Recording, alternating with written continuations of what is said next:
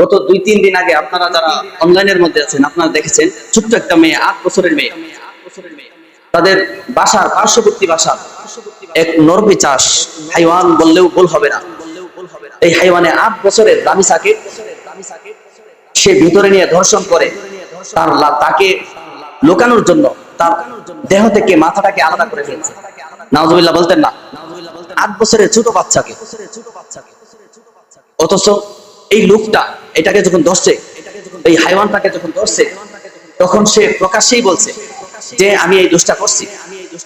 এখনো পর্যন্ত তাকে কোনো শাস্তির সম্মুখীন করা হয় নাই, শুধুমাত্র জেল। আর বর্তমান সময়ে বা বাংলাদেশের জেল তো নানিবাড়ি। একটা দোষ করবে, নানিবাড়িকে বসে থাকবে, কিছুদিন খাওয়া খাইলাম মোটা সোটা করে ফেরে পাঠায় দিবে। এই হচ্ছে দেশের অবস্থা।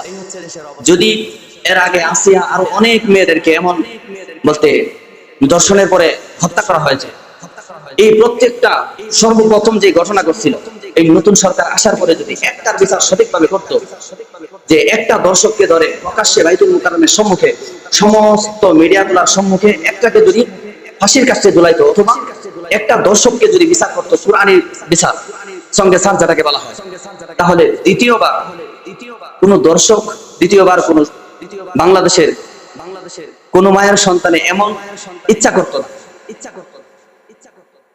এগুলার পিছনে আমাদের কিছু দোষ রয়েছে। আমরা ছোট থেকে সন্তানদেরকে মোবাইল দিয়ে অভ্যস্ত করেছি।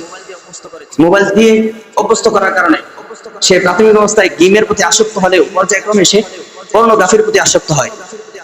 এগুলা দেখতে দেখতে এমন একটা অবস্থা হয়ে গেছে যে একটা মানুষ, একটা ছেলে, সে তো মোবাইলের মধ্যে দেখে মানুষের প্রতি তার খায়সাত আসে, এমনকি এক পর্যায়ে প্রাণীদের প্রতি তার খায়সাত চলে আসে।